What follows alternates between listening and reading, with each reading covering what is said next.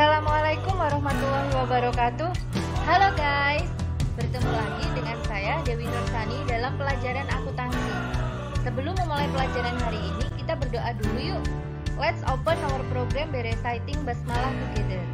Bismillahirrahmanirrahim. Semoga pelajaran hari ini berjalan dengan lancar ya. Simak video ini sampai akhir ya guys.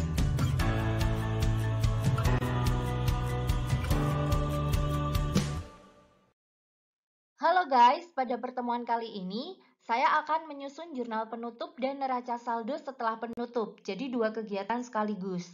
Adapun kompetensi dasarnya adalah menganalisis tahapan penutupan siklus akuntansi pada perusahaan dagang dan membuat penutupan siklus akuntansi pada perusahaan dagang. Adapun indikator pencapaian kompetensinya adalah menyusun jurnal penutup dan menyusun neraca saldo setelah penutup. Jurnal penutup atau closing entries adalah jurnal yang dibuat pada akhir periode akuntansi untuk mentransfer akun sementara ke akun permanen. Jadi, jurnal penutup ini digunakan untuk menutup akun-akun perantara, seperti akun penjualan, retur penjualan, potongan penjualan, pembelian, retur pembelian, potongan pembelian, pendapatan, beban, dan prive. Adapun sumber data yang digunakan adalah neraca saldo disesuaikan.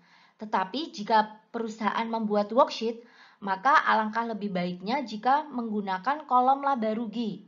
Nah, semua yang ada di kolom laba rugi itu ditutup. Juga kolom neraca, tapi hanya untuk akun prive saja. Kolom neraca nanti diambil data yang akun prive saja. Nah, jurnal penutup ini dibuat di setiap akhir periode secara otomatis setelah menyusun laporan keuangan.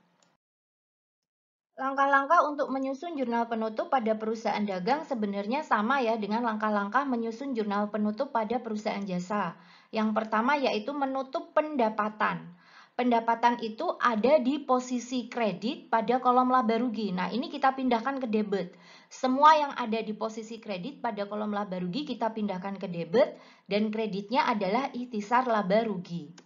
Nah, yang kedua yaitu menutup beban. Menutup beban itu dengan cara ikhtisar laba rugi di posisi debit, kreditnya adalah seluruh akun yang ada di posisi debit pada kolom laba rugi. Jadi seluruh akun yang ada di sisi debit pada kolom laba rugi ini dikreditkan. Yang ketiga yaitu menutup laba atau rugi perusahaan. Nah, karena ada dua kemungkinan, caranya juga berbeda. Yang pertama, jika perusahaan mengalami laba, maka cara menutupnya adalah ikhtisar laba rugi di posisi debit, kreditnya adalah modal. Angkanya di sini sebesar laba yang diperoleh. Sedangkan jika perusahaan mengalami rugi, maka debitnya adalah modal, kreditnya adalah ikhtisar laba rugi. Nah, angkanya juga sebesar rugi yang diperoleh. Yang keempat yaitu menutup akun prive, yaitu dengan cara debitnya adalah modal, kreditnya adalah prive. Angkanya sebesar prive yang dikeluarkan.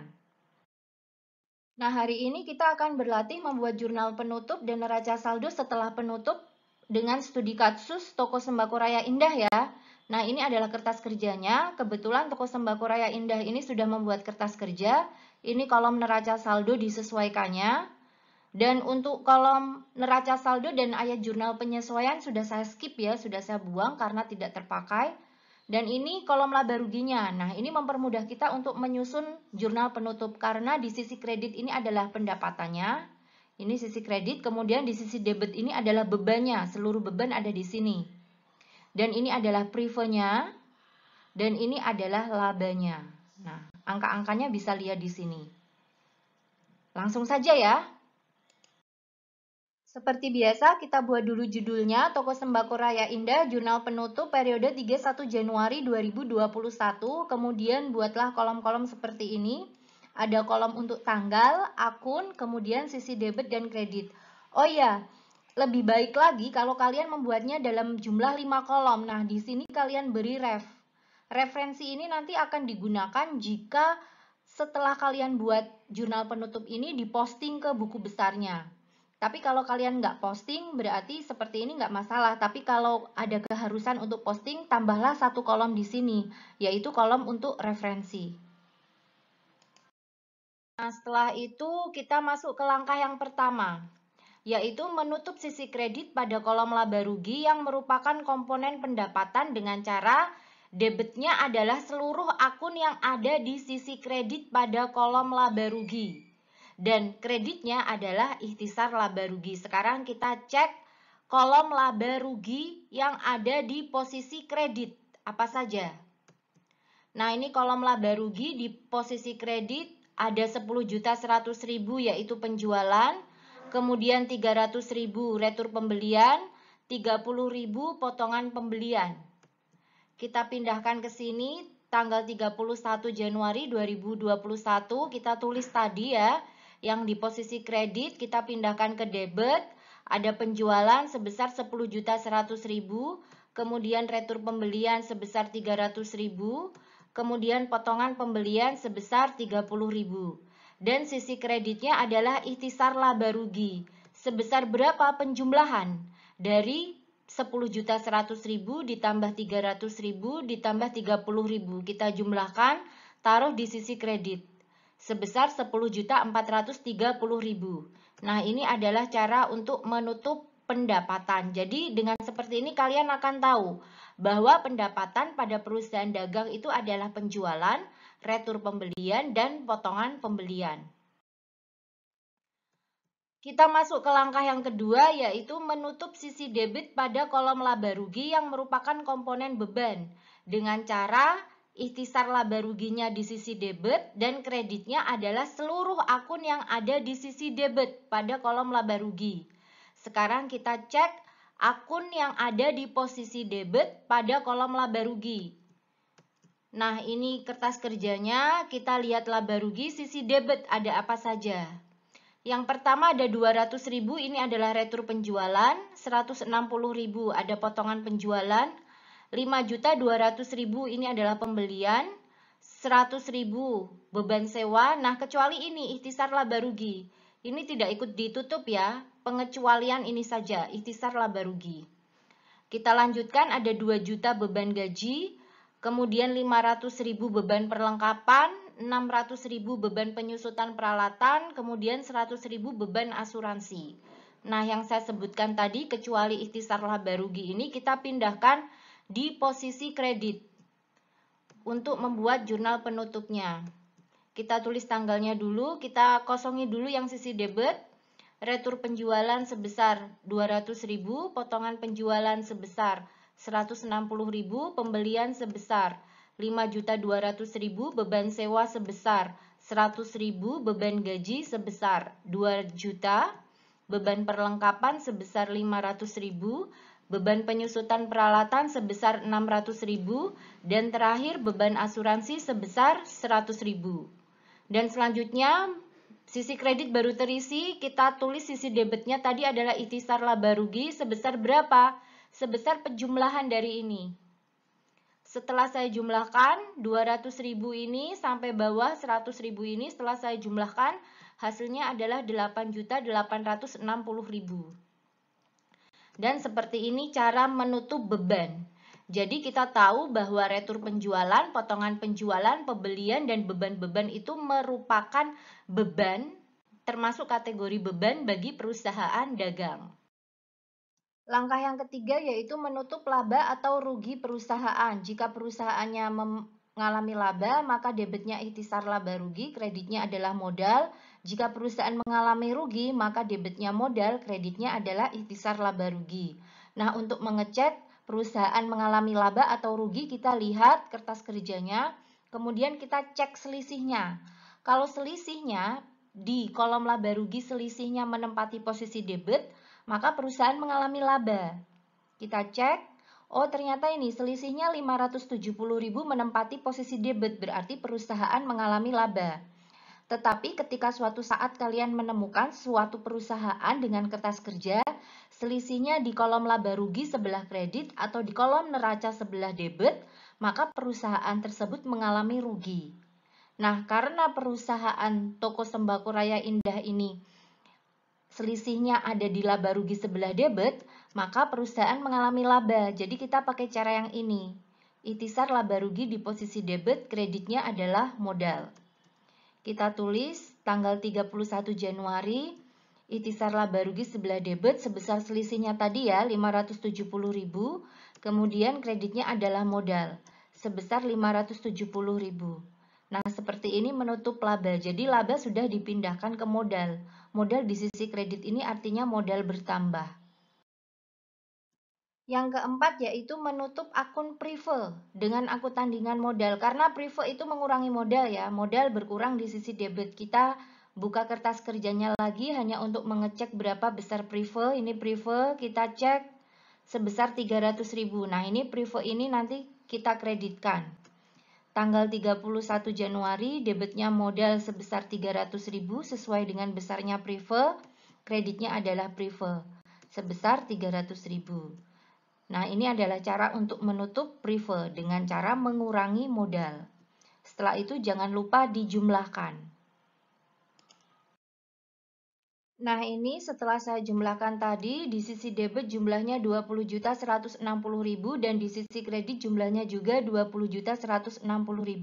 Sama ya, dan harus sama antara sisi debit dan kredit. Jadi, bentuk jurnal penutupnya seperti ini.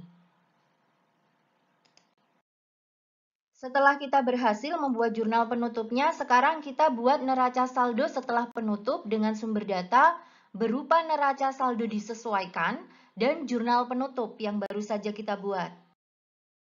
Nah, ini data yang pertama, sumber data yang pertama, neraca saldo disesuaikan yang ada di kertas kerja ya. Ini sumber data yang pertama yang kita butuhkan.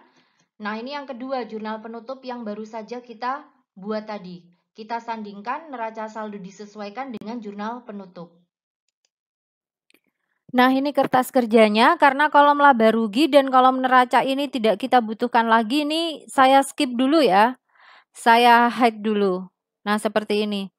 Ini kita sandingkan neraca saldo disesuaikan dengan jurnal penutup dengan membuat kolom jurnal penutup. Nah, seperti ini. Kolom seperti ini, jurnal penutup sisi debit dan kredit. Selanjutnya kita pindahkan satu persatu ya. Ini penjualan di sisi debit 10.100.000. Kita cari penjualan di sisi debit. Nah, di sini sisi debit kita isi 10.100.000. Retur pembelian di sisi debit 300.000. Kita pindahkan retur pembelian di sisi debit 300.000. Kemudian potongan pembelian di sisi debit 30.000. Potongan pembelian di sisi debit 30.000. Selanjutnya ikhtisar laba rugi di sisi kredit 10.430.000. Ikhtisar laba rugi di posisi kredit 10.430.000. Nah, sudah selesai, kita pindahkan kita ke selanjutnya. Ikhtisar laba rugi di posisi kredit 8.860.000. Kita tulis di sini 8.860.000.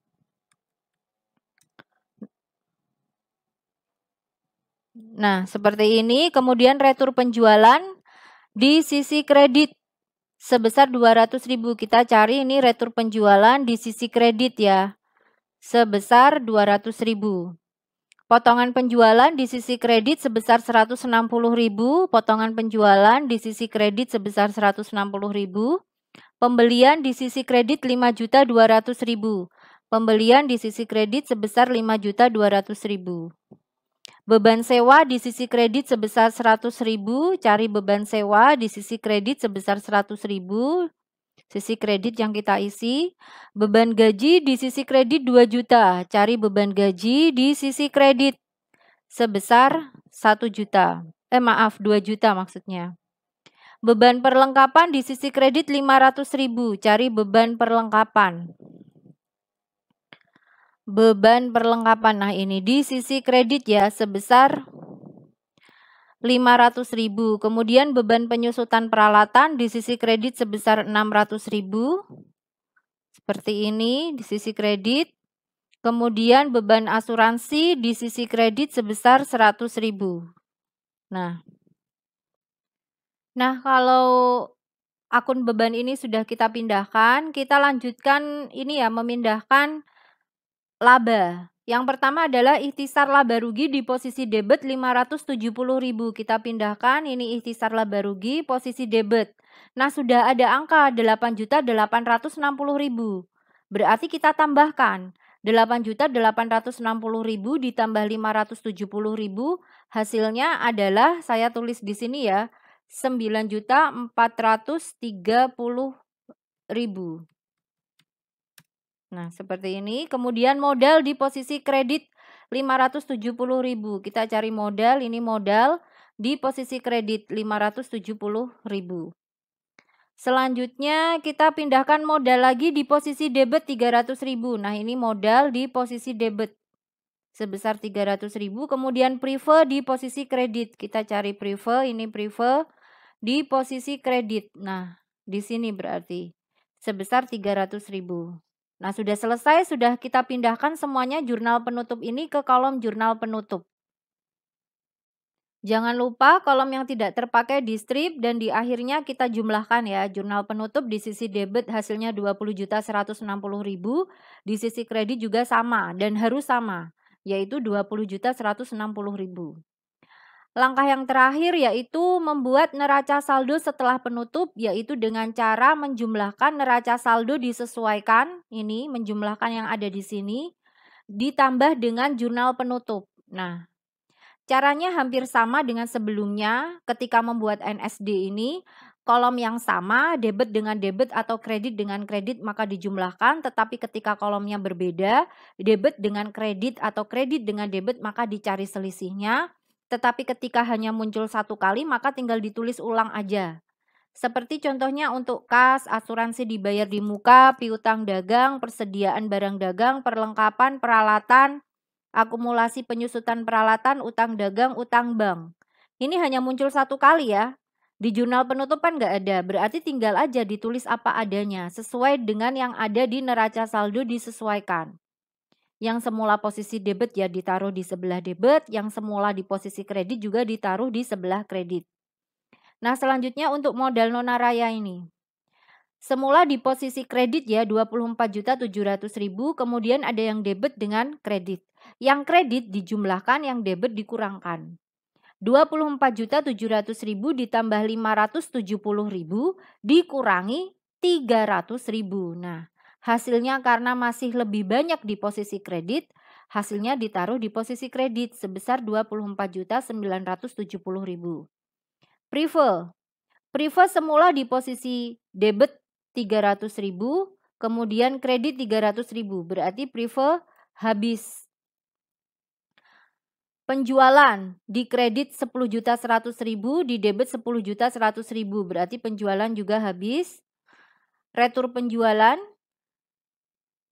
potongan penjualan dan pembelian semula ada di posisi debit dan sekarang di posisi kredit dengan angka yang sama, maka ketiganya juga habis. Tinggal kita strip aja kalau habis. Retur pembelian dan potongan pembelian semula ada di posisi kredit dan sekarang di posisi debit dengan angka yang sama, berarti habis pula. Selanjutnya ada beban sewa nih, beban sewa sebesar 100.000 di posisi debit dan 100.000 di posisi kredit, berarti habis juga. Nah, sekarang kita lihat ikhtisar laba rugi. Ikhtisar laba rugi semula di posisi debit 1 juta, kemudian di posisi debit lagi 9.430.000. Kita jumlahkan 1 juta ditambah 9.430 hasilnya adalah 10.430.000. Dan di sini ada juga posisi kredit 10.430.000, berarti ikhtisar laba rugi habis juga. Kita lanjut ke beban gaji. Beban gaji ini di posisi debit 2 juta, kemudian di posisi kredit 2 juta, berarti beban gaji habis. Kita lanjut utang gaji, ini hanya muncul satu kali di posisi kredit, berarti tinggal kita pindahkan aja. Beban perlengkapan, beban penyusutan peralatan, kemudian beban asuransi. Semula di posisi debit dan pada jurnal penutup ada di posisi kredit dengan angka yang sama, berarti mereka bertiga habis. Kemudian sewa dibayar di muka, hanya muncul satu kali, berarti kita tinggal nulis apa adanya. Nah, kalau sudah selesai jangan lupa dijumlahkan dan hasilnya harus sama. Pada neraca saldo setelah penutup, sisi debit 40.770.000 dan sisi kredit juga 40.770.000. Harus sama. Dan kalau kalian ingin membuat neraca saldo setelah penutup yang lebih rapi, ini yang udah kosong-kosong ini tinggal dihapus aja, dibuang. Kemudian utang dikumpulkan dengan utang. Utang ini dipindah ke sini. Nah, diurutkan. Setelah utang bank, ini nomor berapa utang? Dicek 212, berarti dipindah ke sini setelah utang dagang. Dipindahkan ke sini, kemudian sewa dibayar di muka, nomor 116, ini 115 berarti nanti ditaruh di bawahnya perlengkapan. Nah, bentuknya seperti ini setelah saya urutkan. Ada 111, 112, 113, 114, 115, 116 ini urut, ini adalah kelompok untuk harta lancar. Dilanjutkan dengan 121 dan 122 ini adalah kelompok harta tetap. Setelah itu 211, 212 ini adalah kelompok utang lancar. 221 ini adalah kelompok utang jangka panjang. Dan terakhir 311 ini adalah kelompok modal. Jadi dibuat urut sesuai dengan tingkat likuiditasnya seperti ini. Dan ini adalah bentuk akhir dari neraca saldo setelah penutup pada toko sembako Raya Indah. Guys, terima kasih sudah menyimak video ini sampai akhir. Jika ada yang mau ditanyakan, silakan ditulis di kolom komentar ya. Let's close our program by reciting Hamdalah together. Alhamdulillahirobbilalamin. Semoga pelajaran hari ini bermanfaat ya. Wassalamualaikum warahmatullahi wabarakatuh. Salam equilibrium.